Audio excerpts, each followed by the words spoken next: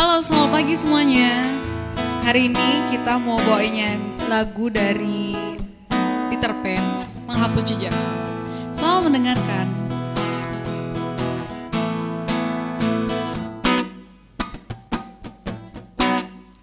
Terus melangkah melupakanmu, lelah hati perhatikan sikapmu, jalan pikiranmu buatku ragu. Tak mungkin ini tetap bertahan, perlahan mimpi terasa mengganggu. Ku coba untuk terus menjauh, perlahan hatiku terbelenggu. Ku coba untuk lanjutkan itu. Engkau bukanlah segalaku, bukan tempat untuk hentikan langkahmu. Usai sudah semua berlalu, biar hujan menghapus jejakmu. Terus melangkah melupakanmu, lelah hati perhatikan sikapmu, jalan pikiranmu buatku ragu. Tak mungkin ini tetap bertahan, perlahan mimpi terasa mengganggu. Ku coba untuk terus menjauh, perlahan hatiku terbelenggu. Ku coba untuk lanjutkan itu. Engkau bukanlah segalaku, bukan tempat untuk hentikan langkahku. Usai sudah semua berlalu, biar hujan menghapus jejakmu. Engkau bukanlah segalaku, bukan tempat untuk hentikan langkahku. Usai sudah semua berlalu, biar hujan menghapus jejakmu.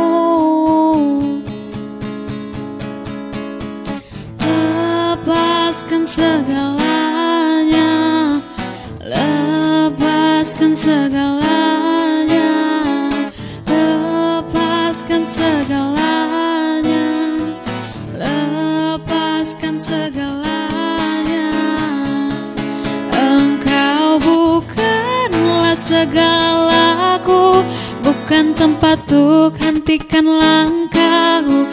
Usai sudah semua berlalu, biar hujan menghapus jejakmu.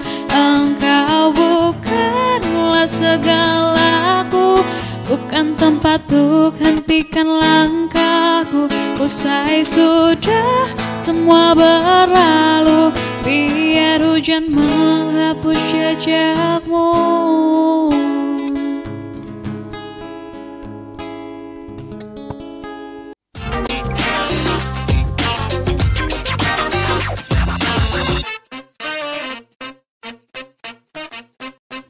Om Swastiastu. Halo Sobat Empu Kuturan TV yang ada di rumah. Kembali lagi di podcast pada hari ini. Nah, bersama saya Kadek Noviani yang akan memandu podcast hari ini, yang sudah ada dua narasumber yang asik dan paham mengenai apa sih itu Prodi PG PAUD. Nah, pada podcast kali ini kita akan membahas mengenai program studi PG PAUD. Langsung saja mungkin perkenalan dari Srikandi yang ada di program studi PG PAUD Stah Negeri Empu Kuturan Singaraja. Langsung saja, halo. Hai. Sudah ada Ibu cantik di sebelah saya yang akan menemani dan memberikan pembahasan mengenai program studi PG PAUD. Halo Ibu, Hai, mungkin Novi. terlebih dahulu memperkenalkan diri ya. Oke, baik. Hai semuanya, MKTV ya, biar saya tidak salah. Jadi perkenalkan, saya Niputu Widya Santi dari Prodi PG PAUD, salah satu dosen di sana. Dan di sini saya juga mengajak mahasiswa kami di sini. Persilahkan Roka untuk memperkenalkan diri. Baik, terima kasih Ibu. Hai, Empu Kuturan TV. Perkenalkan, saya mahasiswa program studi pendidikan guru pendidikan anak usia dini. Nama saya Niputuroka Agestia Sawitri. Saya mahasiswa semester 3. Terima kasih. Ya, cantik-cantik ya dari program studi PG PAUD ini. Nah, di sini menurut katanya, maaf ya, di sini Ibu Widya Santi ini merupakan sekretaris Prodi PG PAUD yang sekarang menjadi narasumber di podcast kali ini. Nah, pastinya sobat-sobat Empu Kuturan TV di rumah pasti ingin tahu bagaimana sih program studi PG PAUD yang ada di Staf Negeri Empu Kuturan Singaraja. Mungkin yang pertanyaan yang pertama kepada Ibu Widya Santi mengenai bagaimana sih program studi PG PAUD yang ada di Staf Negeri Empu Kuturan Singaraja. Mungkin bisa dijelaskan? Oke, baik. Terima kasih ya Dek Novi atas pertanyaannya. Jadi kalau kita ditanya ya, Prodi PG PAUD di Staf Negeri Empu Kuturan Singaraja itu seperti apa sih? Nah, jadi kalau dari labelnya ya, kita tahu itu di sana ada pendidikan guru, pendidikan anak usia dini. Jadi di sana kita memang membentuk guru ya. Jadi karena labelnya adalah pendidikan guru yang khusus pada anak usia dini. Ya, di mana yang kita ketahui bahwa pendidikan anak usia dini itu tentu berbeda dengan pendidikan yang lainnya. Ya, mungkin Roka juga tahu ya, karena memang di dalam proses perkuliahan kita sangat menanamkan terkait dengan teori-teori maupun aplikasi dari pendidikan anak usia dini itu sendiri. Di mana kita ketahui bahwa pendidikan anak usia dini itu apa sih yang membedakan gitu. Jadi kalau anak usia dini itu pastinya dia belajar dengan cara bermain ya, kita ketahui. Jadi di dalam Prodi PG PAUD itu banyak mereka ditanamkan tentang teori-teori kepaudan, misalnya tentang aspek apa sih yang dikembangkan dalam PAUD itu. Kemudian di sini kita juga, nah kalau kuliah PAUD itu juga seru ya, tentang bermain dan permainan. Nah, mana ada prodi lain yang belajar tentang permainan kita pelajari seperti itu, karena memang sesuai dengan karakteristik anak PAUD itu mereka belajar dengan cara bermain seperti itu. Ya mungkin kita ajak Roka ya untuk istilahnya mengingat kira-kira apa sih yang sudah didapatkan di Prodi PAUD seperti itu. Ya, langsung saja ya dari Kakak Roka yang mungkin mahasiswi aktif di program studi PG PAUD. Dipersilakan Kakak. Baik, terima kasih Novi. Untuk pertanyaannya memang benar. Program studi pendidikan guru, pendidikan anak usia dini ini lebih ke pendidikan anak usia dini. Nah, di mana kita sebagai mahasiswa itu diajarkan tentang teori-teori pendidikan anak usia dini. Kemudian kita diajarkan tentang aspek-aspek perkembangan untuk anak usia dini. Kemudian kita diajarkan menstimulasi anak-anak usia dini. Karena seperti yang kita ketahui bahwa pendidikan anak usia dini itu adalah fondasi dasar untuk perkembangan anak ke depannya, untuk generasi-generasi kita. Kalau tidak dari fondasi, mungkin perkembangan selanjutnya itu tidak akan bisa berkembang sesuai dengan aspek-aspeknya gitu. Kalau dari saya.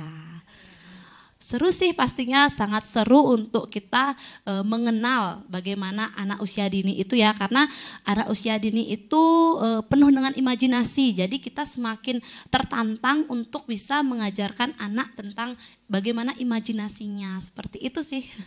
Yeah, mungkin teman-teman udah mulai terbuka ya mengenai apa sih itu program studi PG PAUD, dan mungkin ada beberapa stigma-stigma yang membuat orang menganggap itu bahwa program studi PG PAUD itu mudah, seperti belajar bernyanyi, bertepuk tangan, seperti itu ya.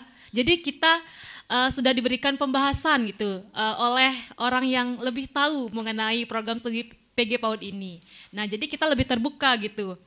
Dan untuk pertanyaan yang kedua, bagaimana sih tugas-tugas yang dilakukan oleh Prodi PG PAUD yang ada di Staf Negeri Empu Kuturan Singaraja? terkait tugas ya yang didapatkan oleh mahasiswa, mungkin nanti bisa kita cross check sama mahasiswanya langsung. Jadi gimana sih tugas yang diberikan oleh dosen-dosen ya tentunya kepada mahasiswa kami. Jadi di sini kami memberikan tugas yang tentunya memacu untuk mahasiswa itu berpikir kreatif, kemudian mereka berkolaborasi dengan teman-temannya, kemudian di samping itu mereka bisa berpikir kritis untuk melatih pemikiran mereka. Di samping kita juga salah satu aspek ya di dalam pendidikan anak usia dini itu ada tentang perkembangan kognitif, di mana di sana memang bagaimana sih kita bisa melatih seorang anak itu agar bisa berpikir untuk menyelesaikan suatu permasalahan. Nah, di sana juga selain kita mempelajari secara teori tentang itu, jadi kita juga mengajak mahasiswa kita untuk mengembangkan pemikiran mereka. Misalnya tugasnya itu kemarin ya, saya mengajak salah satu kelas yang saya ajar itu ada kelasnya Roka, misalnya mengajak membuat mind mapping seperti itu, bagaimana mereka bisa mengembangkan konsep yang diberikan sebagai tugas seperti itu, kemudian mereka menggambarkan. Nah, kalau guru PAUD kan harus bisa menggambar ya, harus bisa memainkan warna seperti itu. Jadi banyak hal yang mereka dapatkan. Jadi tugas itu tidak sekedar hanya sebagai tanggung jawab yang harus adik-adik kami selesaikan seperti itu, namun di sana bisa ya seperti tadi memacu bagaimana mereka berkreasi di sana, mengembangkan ide-ide. Kemudian selain itu tugasnya juga ada langsung ya praktek, kalau seperti sains untuk AUD seperti itu pasti ada teorinya terlebih dahulu, kemudian kita akan mengajak siswa itu mahasiswa praktek seperti itu, sehingga mereka tidak hanya mendapatkan secara teoritik saja, namun kita berikan juga secara prakteknya ataupun aplikasi dari teori yang sudah didapatkan seperti itu. Saya kira mahasiswa kami menikmati ya segala bentuk tugas ya, karena itu juga merupakan sebagai tanggung jawab sebagai mahasiswa seperti itu, sehingga ketika keluar dari prodi kami mereka memiliki istilahnya skill ya, skill tidak hanya mengajar saja seperti itu, tetapi banyak skill lagi yang perlu, misalnya mengembangkan permainan juga ketika mata kuliah bermain dan permainan seperti itu. Jadi di sana mereka bisa juga mengembangkan ataupun dari gerak lagu seperti itu, banyak hal ya, kalau punya bakat menyanyi bisa dikembangkan di sana seperti itu. Oke. Mungkin seperti itu ya gambaran dari tugas-tugas yang sekiranya dikerjakan oleh mahasiswa kami. Mungkin Roka bisa bercerita ya pengalamannya terkait tugas yang diberikan oleh dosen. Baik, terima kasih Ibu dan juga Novi. Sebenarnya untuk pendidikan anak usia dini itu di mahasiswa kita sangat diuji agar lebih kreatif di mana yang kreatif tapi mengasihkan.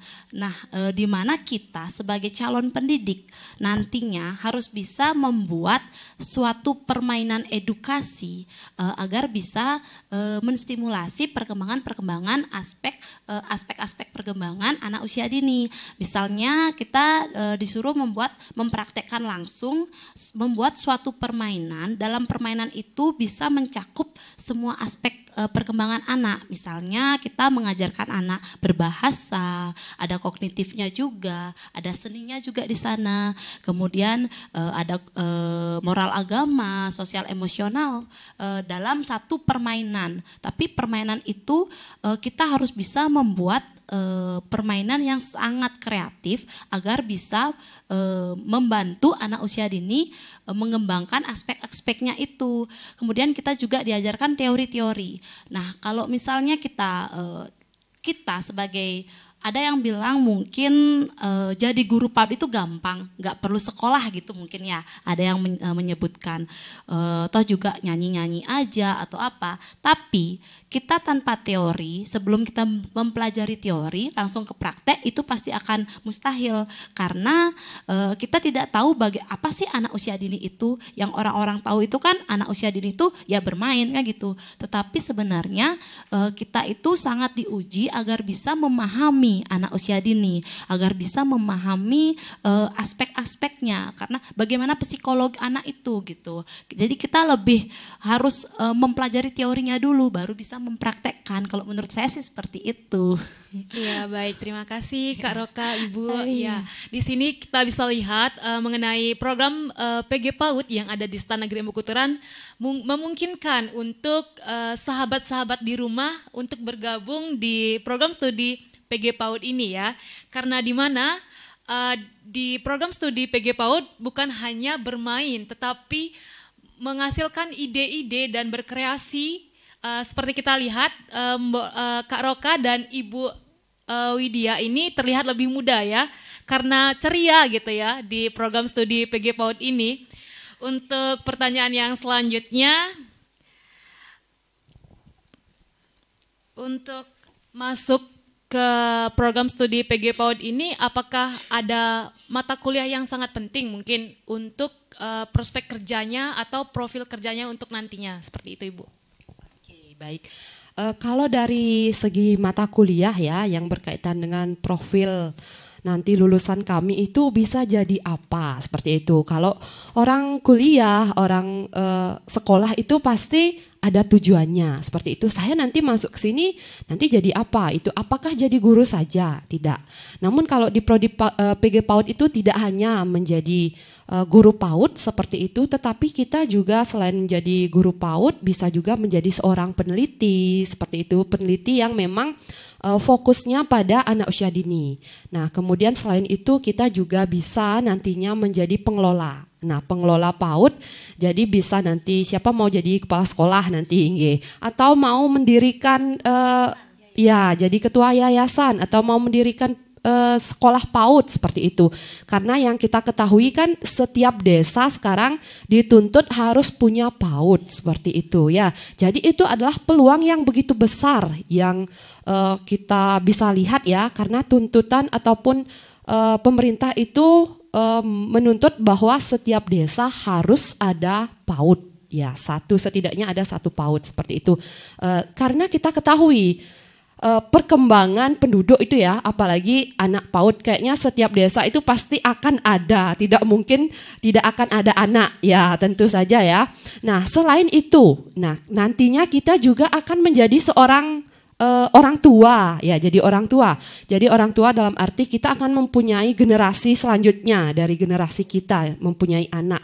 Jadi kalau ketika kita memiliki pemahaman tentang apa sih yang dibutuhkan oleh anak PAUD itu, apalagi terkait dengan teorinya kita sudah tahu, prakteknya kita sudah tahu di prodi PG PAUD ini, STAN Negeri Empu Kuturan Singaraja, tentu nantinya akan memiliki manfaat ataupun pengaruh yang besar ya untuk kelanjutan generasi kita, di mana kita ketahui bahwa di anak usia dini itu adalah masa-masa keemasan, di mana mereka ketika kita mengetahui tentang esensi ataupun apa yang dibutuhkan anak PAUD itu, nantinya kita akan bisa menciptakan generasi yang cerdas, generasi yang luar biasa. Karena kalau orang tuanya cerdas ya tentu ya anaknya itu masa iya tidak cerdas, karena sudah terlatih oleh orang tuanya, sudah diberikan stimulus seperti itu, sehingga kita nantinya bisa menciptakan generasi yang luar biasa untuk ya lingkungan kita ya, karena memang lewat pendidikan lah kita bisa memperbaiki kualitas seperti apa yang kita inginkan nanti seperti itu. Selain jadi pendidik ya, karena nanti orang tua itu sebagai pendidik utama dan pertama ya gitu Rokaya teorinya ya, karena memang kalau anak PAUD itu belajarnya di awal itu adalah di rumah ya, mungkin Novi juga ya, kita siapa dulu ngajarin yang pertama ya pasti orang tua kita, dan sekolah pertama itu juga di rumah seperti itu. Jadi selain jadi pendidik, peneliti, kemudian pengelola, kita pun juga akan tanpa kita sadari ya, walaupun kita istilahnya pasti akan berbeda. Orang tua yang pernah sekolah di PG PAUD, apalagi STAN Negeri Empu Kuturan Singaraja yang luar biasa ini ya, yang dosen-dosennya muda-muda ya, muda-muda, cantik-cantik katanya. Semoga benar cantik. Oke, apalagi kita juga apa itu namanya di dosen kami tidak hanya perempuan ya, walaupun sekarang yang terlihat di layar ini sekarang wanita saja, tetapi dosen kita juga ada laki-laki yang sekarang sedang melanjutkan studi S3-nya. Kebetulan saya juga sedang melanjutkan seperti itu, dan dosen-dosen lain juga sedang. Jadi jangan galau dan risau ya, dalam arti ketika masuk sini nanti saya diajari nyanyi aja, tidak. Jadi banyak hal yang akan adik-adik dapatkan gitu, apalagi teman-teman kita juga kuliahnya keluar ke Jakarta seperti itu. Pastinya akan mendapatkan pengalaman yang banyak dan akan dibagi kepada adik-adik kami seperti itu. Ya Roka ya. Oke, mungkin Roka mau menambahkan sesuatu. Mungkin kalau untuk prospek kerjanya bisa ditambahkan sedikit Bu nggih. Kita bisa buka bimbel juga, ada tambahan itu selain sebagai ketua yayasan nantinya juga kita bisa membuka bimbel belajar yang pastinya dipercaya oleh masyarakat karena kan tutornya itu dari lulusan program studi pendidikan anak usia dini tentunya. Kemudian kita juga bisa bekerja di Direktorat PAUD. Kemudian kita bisa bekerja di Dinas Pendidikan di bidang PAUD PNF, seperti itu sih tambahan dari saya. Untuk mata kuliahnya tentu saja kalau di PAUD itu pasti seperti yang sudah tadi dijelaskan oleh Ibu Widya, kita diajarkan tentang teori-teori, kemudian model-model pembelajaran anak usia dini. Media pembelajaran, kemudian alat permainan, bukan alat permainan yang sekedar-sekedar, bukan, alat permainan edukatif pastinya.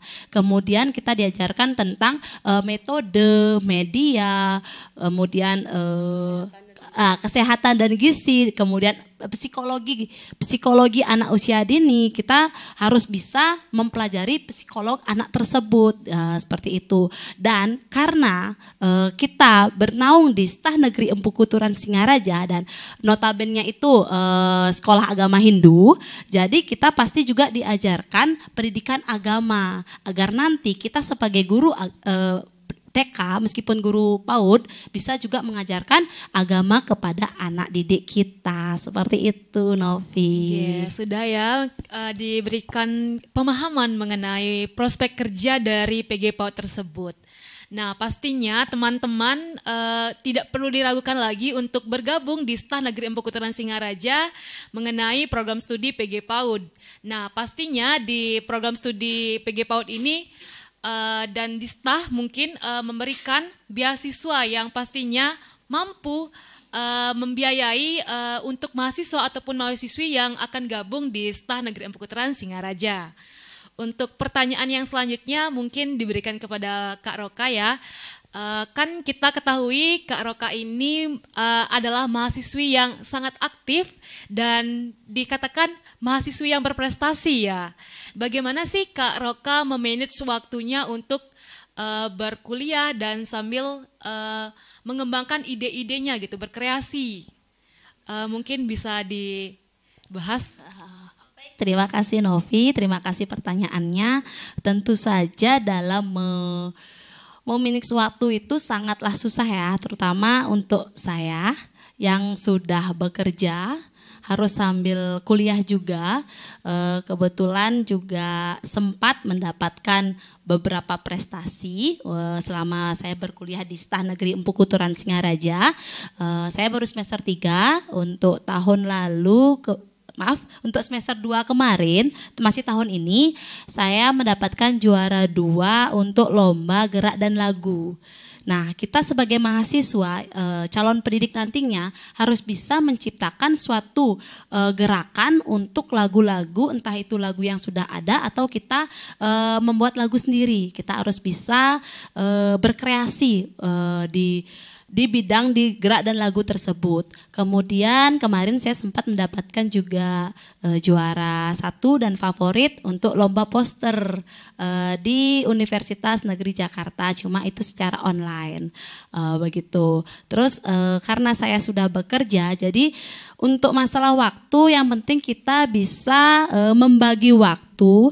ketika kita ada tugas, misalnya seperti ada tugas dari kampus, ada tugas kuliah, mata kuliah gitu, kita harus bisa membagi di mana misalnya tugas itu diberikan hari ini, kita tidak menunda-nunda lagi gitu, seperti itu, agar waktu untuk besok itu bisa kita kerjakan untuk belajar lagi. Untuk belajar lagi, misalnya kita ingin menambah ilmu lain selain dengan kuliah, bisa kita belajar lain kan, misalnya seperti saya yang sudah bekerja, bisa kita membagi waktunya dengan persiapan pastinya, agar tidak terlalu menunda-nunda pekerjaan. Seperti itu sih kalau dari saya. Hebat sekali ya Kak Roka ini, kita lihat dia kerja sambil kuliah dan bisa meraih prestasi di tingkat nasional ya Kak? Ya, hebat ya teman-teman. Untuk selanjutnya ingin bertanya lagi Kak, bagaimana sih dosen-dosen yang ada di PG PAUD? Mungkin ini sudah ada dosennya gitu ya, mungkin Kakak bisa menceritakan sedikit gitu, bagaimana sih dosen-dosen yang ada di PG PAUD? Baik, terima kasih pertanyaannya. Tapi bukan karena dosen di sebelah saya ya, memang benar. Untuk di dosen PG PAUD ini di Setah Negeri Empu Kuturan, dosen-dosen PG PAUD-nya itu sangat muda-muda. Muda-muda sekali dosen PG PAUD, tapi beliau-beliau ini sudah memiliki titel-titelnya masing-masing. Ada di bidang PAUD, memang harus di bidang PAUD, bahkan sekarang sudah banyak dosen yang melanjutkan ke program ke S3. Meskipun mereka masih muda-muda, meskipun beliau-beliau ini masih muda, ada cowok, ada cewek juga. Cowoknya mungkin tidak seberapa, tapi cukup untuk mendidik kita, tidak hanya untuk sebagai pendidik laki-laki ya, nanti juga sebagai orang tua. Sangat-sangat humble intinya. Dosen-dosen di Setahni sangat-sangat humble, sangat-sangat dekat dengan kita, sangat memberikan kita motivasi-motivasi untuk dikembangkan selanjutnya, seperti itu. Oke, terima kasih ya Kak Roka. Nah, untuk Ibu Widya gitu ya, mungkin bisa diceritakan sedikit juga pengalaman suka dukanya mengajar sebagai dosen PG PAUD di Setah Negeri Empu Kuturan Singaraja. Oke, kalau masalah pengalaman ya tentu nano-nano banyak. Kadang kalau mahasiswanya lagi happy ya kita pasti ikut happy. Kalau mahasiswanya lagi galau ataupun mungkin lagi putus cinta itu ya, karena banyak mahasiswanya yang memang bajang-bajang juga, jadi kita ikut serta menjadi muda-mudi seperti itu. Nah, jadi saya biasanya kalau ngajar itu selalu punya saja istilahnya ide-ide untuk membuat mereka semangat lagi dalam proses pembelajaran, apalagi ya gimana Roka, benar nggak? Ya biasanya kalau memang saya melihat ya mahasiswanya itu lesu atau mungkin seperti tadi Roka habis kerja langsung kuliah lagi, jadi banyak mahasiswa itu terlihat lesu, lelah, letih seperti itu, 3L katanya.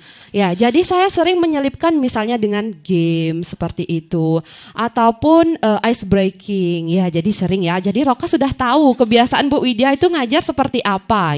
Kadang ya pasti ada suka ada dukanya. Namun itu tidak menjadi istilahnya membuat saya tidak semangat ngajar mereka, karena itu juga merupakan tanggung jawab sebagai dosen ya, sebagai pendidik yang akan menciptakan juga seorang pendidik seperti itu, sehingga saya berusaha sekali untuk menjadi role model untuk mereka biar bisa memberikan contoh nanti kalau ngajar ketemu siswanya yang super aktif gimana caranya, kalau ketemu siswa yang agak lemas begitu seperti apa cara kita, sehingga kita memang mengembangkan strategi-strategi ataupun metode yang sekiranya bisa menarik ataupun memotivasi mereka seperti itu, sehingga kayaknya kalau kelas Roka sudah over ya aktifnya, karena memang saya latih itu biar tidak kita itu sebagai seorang pendidik nantinya tidak berani ngomong di depan, misalnya tidak berani untuk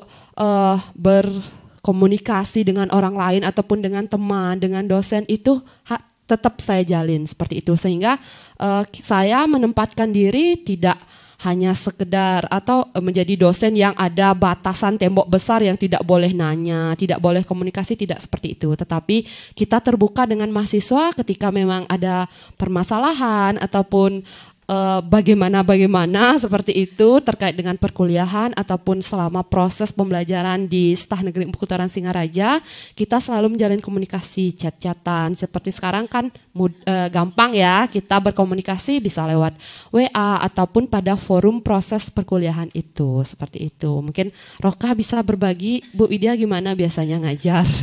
Oke, atau dosen lain juga seru ya. Baik, terima kasih Ibu. Sedikit izin menambahkan Ibu. Kalau Bu Widya memang benar seperti yang Ibu bilang, seperti yang Ibunya bilang, beliau ini sangat bisa membuat strategi supaya di dalam kelas itu tidak ada yang lemes-lemes sekali, ada yang aktif-aktif sekali. Jadi Ibu Widya ini mampu membuat teman-teman yang misalnya ada yang lemes, lagi ada yang aduh lagi capek, baru habis kerja mungkin, baru habis kuliah yang satu, lagi kuliah yang selanjutnya.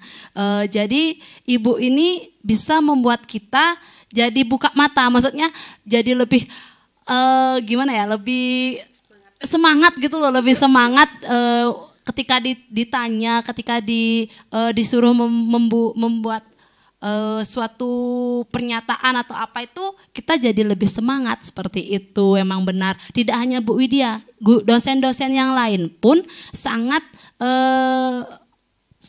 mau menjalin komunikasi dengan kita, entah itu di dalam forum perkuliahan ataupun ketika sudah selesai kuliah, tapi kita masih ingin menanyakan suatu pembelajaran seperti itu. Dosen-dosen sangat terbuka dengan kita. Kadang-kadang juga ada dosen yang malah menjadi teman curhat kita, misalnya kita kesulitan dalam suatu permasalahan perkuliahan, sulit misalnya gimana ya caranya sambil kerja, tapi gini Pak gitu misalnya, tapi gini loh Bu, saya kerja harus pagi. Di PG PAUD ini kita kuliah itu sore hari, jadi tidak masalah untuk kita yang sudah bekerja, apalagi yang sudah menjadi tenaga honor mungkin di lembaga-lembaga TK seperti itu. Jadi kita bisa kuliahnya sore, pagi kerja dulu gitu, masih aman. Untuk mungkin ada yang sudah jadi guru tetapi ingin melanjutkan, masih bingung itu mau kuliah di mana. Pastinya Staf Negeri Empu Kuturan Singaraja jawabannya. Ya, terima kasih ya Ibu Widya dan Kak Roka. Nah, tidak diragukan lagi untuk dosen-dosen yang ada di Staf Negeri Empu Kuturan Singaraja, pastinya asik-asik dan seru-seru ya Bu. Iya. Mungkin ada pertanyaan lagi satu ya untuk Kak Roka. Kenapa sih kan di Singaraja ini ada beberapa perguruan tinggi gitu. Kenapa Kak Roka ini memilih Staf Negeri Empu Kuturan Singaraja dan memilih prodi PG PAUD ini, seperti itu Kak? Oh baik, terima kasih Novi untuk pertanyaannya. Kalau ditanya kenapa memilih prodi PG PAUD ini, jawaban pertama saya pasti karena kebetulan saya sudah mengajar di salah satu lembaga, kemudian harus linier PG PAUD, jadi saya melanjutkan. Nah, kenapa di Staf Negeri Empu Kuturan Singaraja?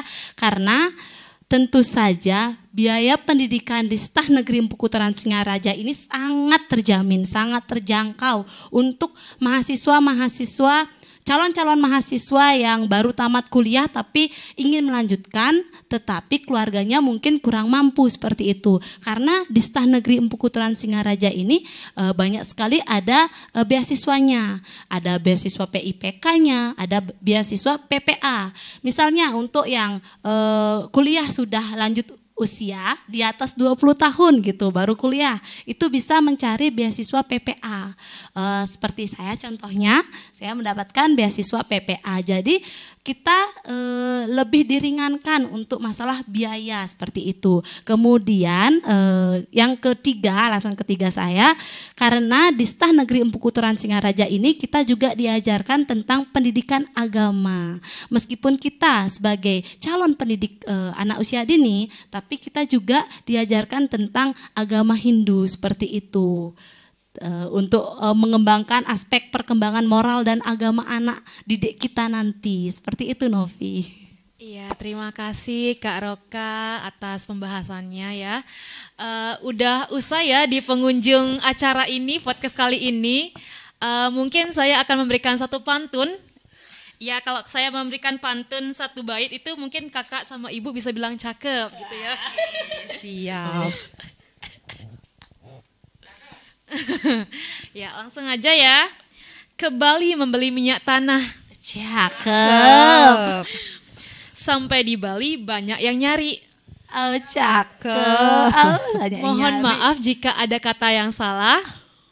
Saya Novi pamit undur diri. Oke, luar biasa. Terima kasih, Nah, Novi. sobat-sobat Empu Kotoran TV ya, terima kasih Kak Roka dan Ibu Widya yang sudah menemani podcast kali ini dan sampai jumpa. Sampai jumpa. Terima kasih.